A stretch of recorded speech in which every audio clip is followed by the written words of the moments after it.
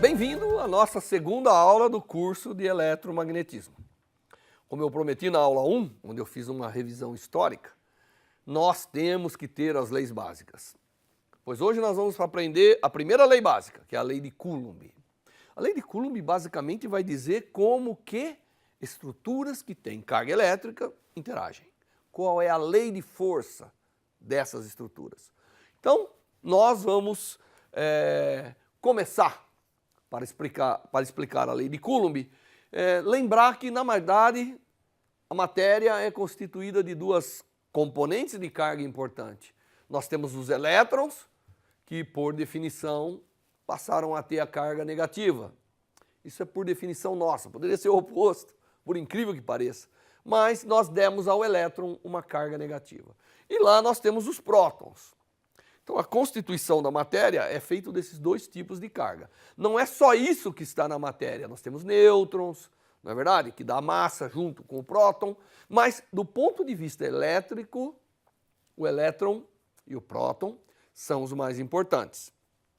E, na verdade, a carga elétrica, qualquer coisa, quando o Thales atritou o âmbar e viu que aquilo adquiria a propriedade de atrair pequenos objetos, ele estava colocando no âmbar uma carga elétrica, tá certo? É o processo de eletrização.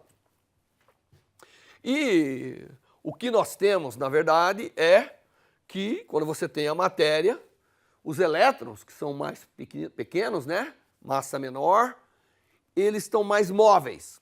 Quando você atritar alguma coisa, você poderá, de alguma forma, remover elétrons. Porque a matéria, essencialmente, é neutra.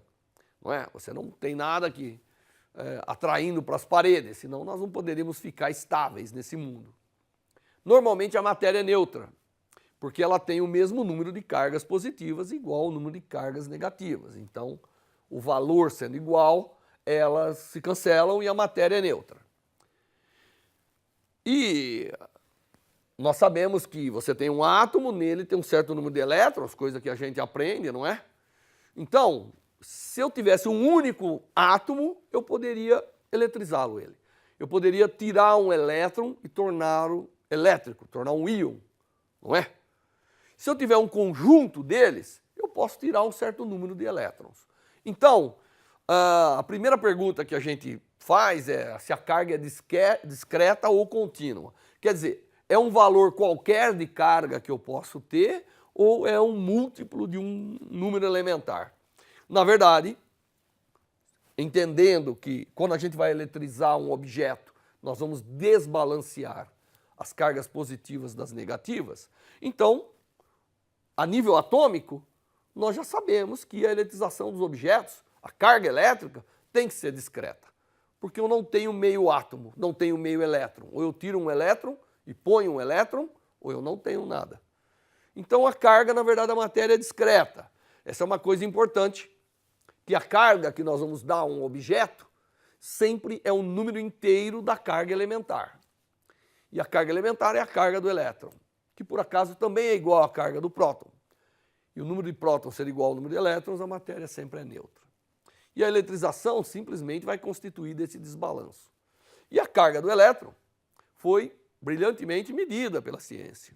E tem o valor de 1,610 a menos 19 Coulomb. É um número muito pequenininho, porque o elétron também é muito pequenininho. Mas eu tenho trilhões e trilhões de elétrons na matéria. Então, quando eu faço um processo, eu removo um grande número de elétrons, aí eu acabo tendo uma carga grande. Para ter um Coulomb acumulado num âmbar, por exemplo, eu tenho que remover praticamente quase 10 a 19 elétrons. Né? Lembrando que a densidade da matéria é mais ou menos da ordem de 10 a 22 átomos por centímetro cúbico. Então, para pegar 1 centímetro cúbico de âmbar e produzir um Coulomb nele, eu tenho que remover quase todos os elétrons dos átomos que estão ali dentro. Então, a parte da carga elétrica que nós vamos lidar, ela advém de excesso ou de falta de elétrons na matéria que nós estamos eletrizando. E antes de começar a falar das forças entre corpos eletrizados, nós temos que notar que, como a matéria, a eletrização vai vindo desbalanço de cargas, ela pode adquirir dois sinais. Eu posso ter matéria, como nós vimos, ela tem átomos, e ali eu tenho elétrons e prótons, negativos e positivos por definição. Se eu remover elétrons, fica faltando elétron para a neutralidade, então o objeto está carregado positivamente. Se eu colocar elétrons, então fico com elétrons em excesso. Então o objeto está eletrizado negativamente. Tá certo? Essa é a essência da eletrização, como nós vamos ver numa aula especial de eletrização. Mas nós estamos agora interessados em entender se eu tenho desses objetos. Já vi que tenho dois tipos de carga, como é o comportamento deles quando eu aproximo dois objetos que tenham cargas iguais, cargas diferentes, cargas com sinais iguais ou cargas com sinais diferentes. Isso é o que nós temos que aprender nessa aula. E, obviamente, depende da distribuição, né? Se eu tiver toda a parede de uma sala carregada, qual é o tipo de força que eu sinto? E se toda a carga tivesse acumulado num canto, que tipo de força elétrica eu sentiria? Então, para formular isso, nós temos que considerar, hipoteticamente, dois objetos carregados. Então, vou imaginar que eu tenho objeto 1, objeto 2, por um processo de eletrização, que nós vamos discutir depois, eu coloquei cargas de valor Q1 num objeto e cargas de valor Q2 no outro objeto.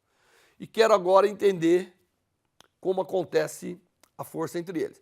Que a força está lá no íntimo da eletricidade, porque foi assim que ela foi descoberta.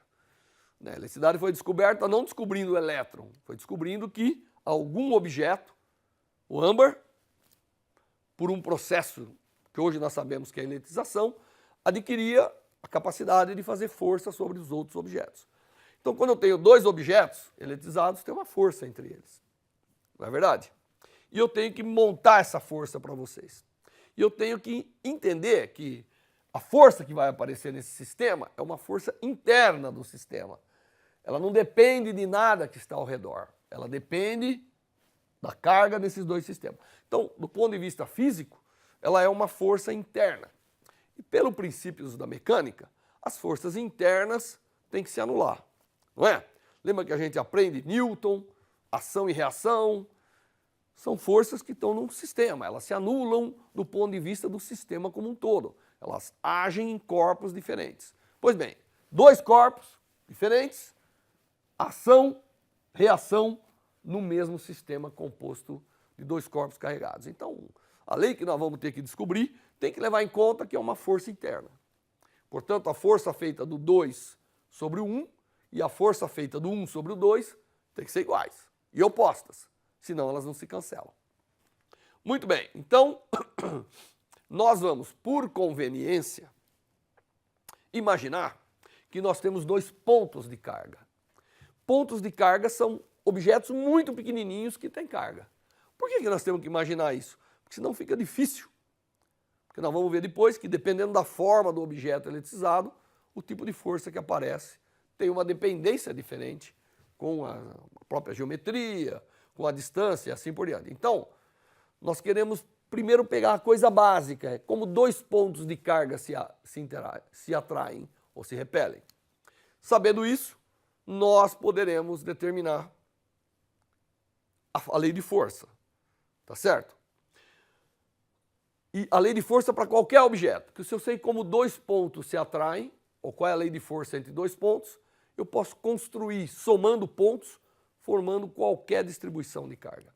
Esse é o princípio. Então, a primeira coisa é como elas são forças internas do sistema, elas têm que ser iguais e opostas, e dependendo do valor das cargas, ou elas se atraem, se as cargas forem de sinais opostos. Se num ponto tiver excesso de elétron, no outro falta, um é positivo, o outro é negativo. Elas se atraem. Se os dois forem positivos ou os dois forem negativos, elas se repelem. A razão é muito simples. Se falta elétron num, não é isso? E tem elétron em excesso do outro, naturalmente a natureza quer voltar a ser como era. A natureza é neutra. Então, é por isso que cargas opostas se atraem. Porque, na verdade, ele nota que aqui tem espaço para os elétrons em excesso num ocupar a posição no outro, então eles se atraem. E quando você tem excesso de elétron nos dois, seriam dois objetos negativos, necessariamente eles se repelem, porque já tem excesso. Se eles se juntarem, vai ter mais ainda em excesso. A mesma coisa com a falta deles. Então, a força que eu tenho que descobrir tem que saber disso. Tem que saber que quando as cargas são diferentes, o sinal é negativo, são contrárias, nesse sentido, não é? E quando as forças, quando as cargas são de mesmo sinal, desculpa, elas são de repulsão, e quando são de sinais contrários, elas são de atração. Muito bem. Muito bem. Para formular essa lei de força, né, como toda lei de força, né, a gente sabe que força é um vetor, eu tenho que me preocupar com algumas coisas. Para criar essa lei, eu tenho que saber em que direção a força vai atuar, qual é o valor, como que é a dependência dela com o valor das cargas, como eu falei anteriormente, como ela depende da separação entre essas cargas e se o meio no qual essas cargas estão embebidas vai fazer alguma influência. Então vamos começar com a direção, não é? Eu tenho as duas cargas, tem uma força entre elas, e eu sei que elas são forças internas, então o total, a soma das duas, ou seja, a força feita sobre a carga 1 e a força feita sobre a carga 2 tem que se anular. Então daí eu já sei que elas têm que ter sempre direção opostas, não importa a situação. Só que aí você pode imaginar que a direção oposta pode ser na mesma linha ou em linhas paralelas. São as duas situações possíveis. As forças podem estar como se fosse um cisalhamento ou podem estar diretamente opostas. Se elas fossem desse tipo, a força seria nula, porque elas estão em direções opostas. Mas o torque não seria. Haveria uma tendência em girar esse sistema. E as leis de Newton da mecânica diz que o torque também tem que ser zero para forças internas. Não é isso? Então, o que acontece? Essa primeira possibilidade está eliminada. Provavelmente, a única que resta é que a força entre as duas cargas tem que estar na linha que une as cargas. E como eu já falei anteriormente, se elas forem de mesmo sinal, elas vão se repelir. E se elas forem de sinais opostos, elas vão se atrair. Então muda apenas o seguinte, elas estão na direção que une as duas cargas. Só muda o sentido, dependendo do sinal das cargas, tá certo? Então, as forças desse tipo são chamadas forças centrais. São forças que estão sempre sobre a linha que une o centro de força com o ponto de atuação da força. E a força elétrica é uma dessas leis de força central. Então ela está localizada, então já resolveu o problema da direção. Resolvido o problema da direção, nós temos que ver como que ela depende com as cargas. Aqui tem várias formas de depender. Mas eu sei que se uma carga for diferente da outra, muda o sinal. Se as duas forem iguais, muda o sinal da força também. A única forma disso acontecer é ter o produto delas. Então, a lei de força deve depender do produto. Porque se uma é negativa, qualquer que seja um ou dois, o sinal do produto é negativo. Se os dois forem positivo ou os dois forem negativo, o produto também é positivo. Então mantém essa lógica que eu falei para vocês. Você poderia falar assim, bom, depende do quadrado das cargas. Aí não, porque o sinal seria eliminado. Então não pode. Bom, então vai depender do cubo das cargas. Bom, aí também cria uma situação confusa. Porque se dependesse do cubo das cargas, quando eu dobrar uma carga, a força multiplicaria por 8. Faz sentido. É mais lógico imaginar que se eu dobrar a carga, o efeito dela na carga 2 dobra. Óbvio. Então, a gente chega à conclusão que tem que ser proporcional às cargas. Aliás, proporcional ao produto das cargas. Então nós já sabemos que tem que estar na linha entre as cargas e nós sabemos que depende do produto das cargas. Aí a pergunta agora é, mas como depende da distância entre as cargas? Se você pegar duas cargas e separar infinitamente, uma não vai ver a outra nunca. E se você colocar elas bem pertinho, elas vão se ver muito. Então, de alguma forma, tem que depender com o inverso da distância. Essa força tem que ser proporcional a 1 sobre a distância entre as cargas, elevado a uma certa uma certa potência N, que eu não sei quem é agora. Também falta dizer como que depende do meio. Se eu tenho as cargas embebidas em água, ou se eu tenho as cargas no ar, ou no vácuo, né, ou na poeira, ou dentro de um plástico, isso deve alterar. Então depende de uma constante do meio que nós chamamos constante elétrica do meio, que nós vamos aprender depois como ela pode ser expressa e assim por diante. Muito bem, então, reunindo tudo que nós temos de informação até agora, a força, que é um vetor, tem que estar na direção que une as cargas, portanto esse versor R, e depende dessa forma que nós construímos. Para a gente completar essa lei, nós temos que descobrir quem é o N. E para fazer isso, nós temos que usar alguns conceitos experimentais. O Coulomb criou uma balança de Coulomb, onde ele botava cargas, eletrizava pequenas esferas e mostrava como media, por a torção de um fio, como era o valor dessa força. Nós vamos fazer alternativamente.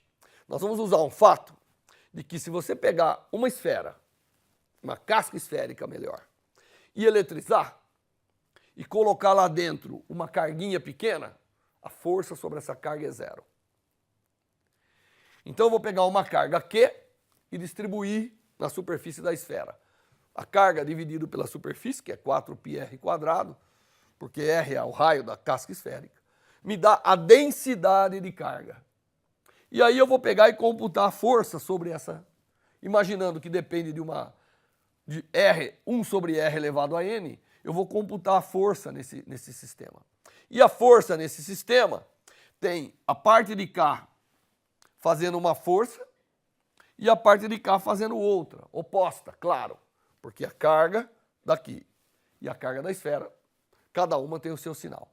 Então, como do experimento eu sei que essa carga tem força zero, é porque a força feita por essa porção que eu estou imaginando contida num ângulo sólido, a partir dessa carga, sobre essa carga de prova tem que ser igual a essa.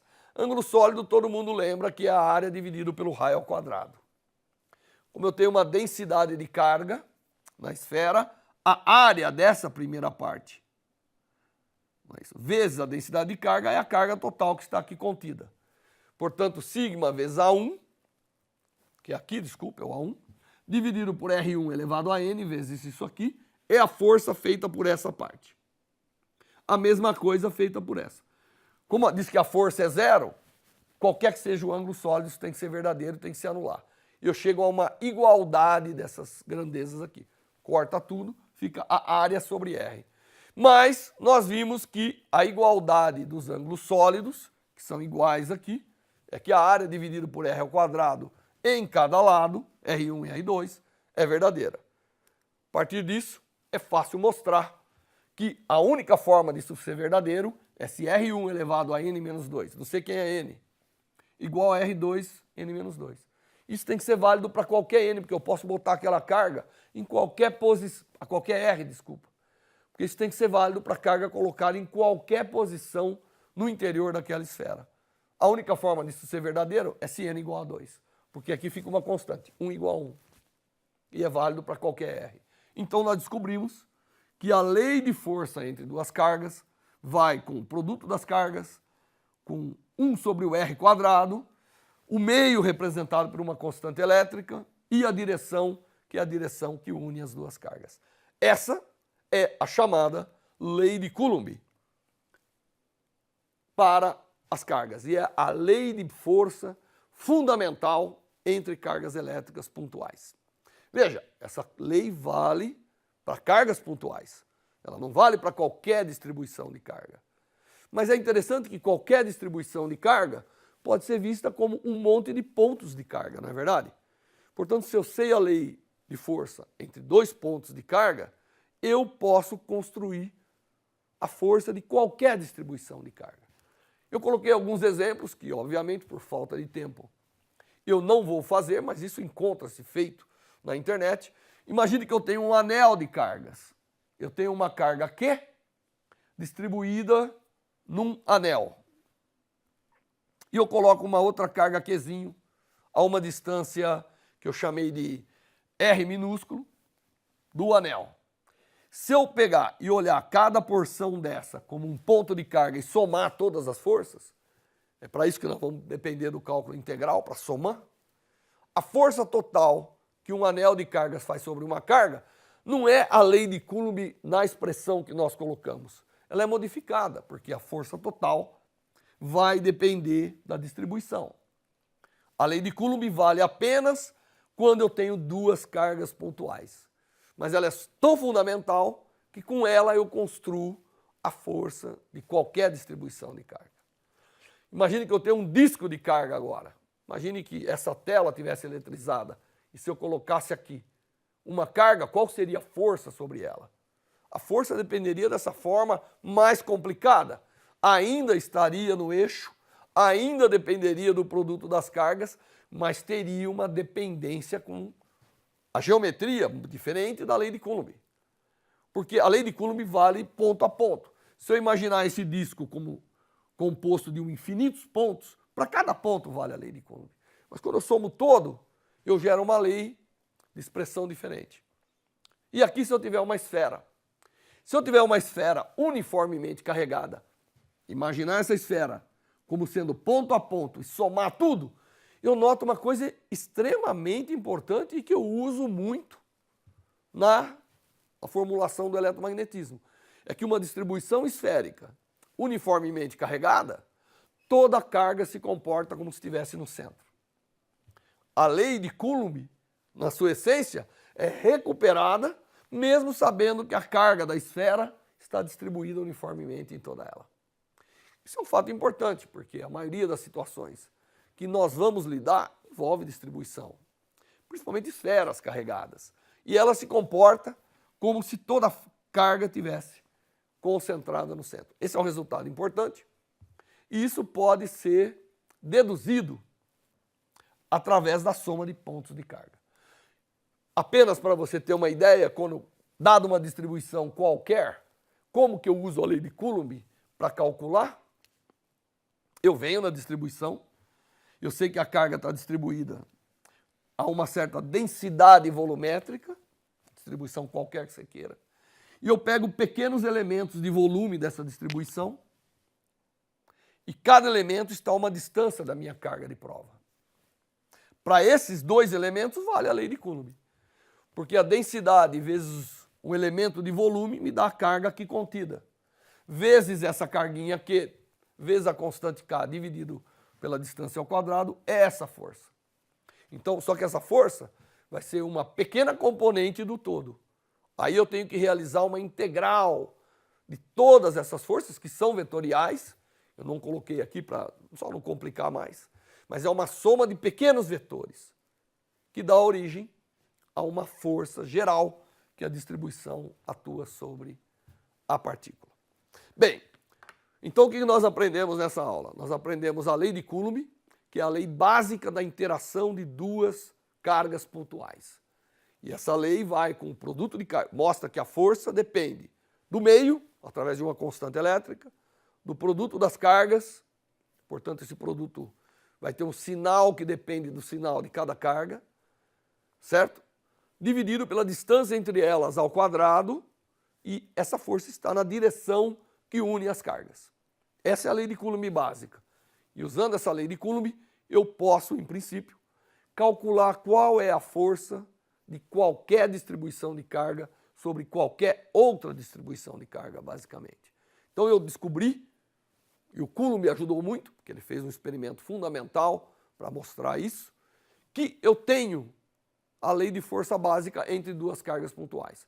Com ela, eu construo a força de qualquer distribuição de carga. Então nós já temos a primeira lei básica da eletricidade e do magnetismo. Ok, com essa lei básica da eletricidade, que é a interação entre as cargas, nós poderemos, na verdade, determinar qualquer força entre distribuições de cargas que a gente queira. E isso é o que nós aplicaremos nas próximas aulas desse curso. Até lá!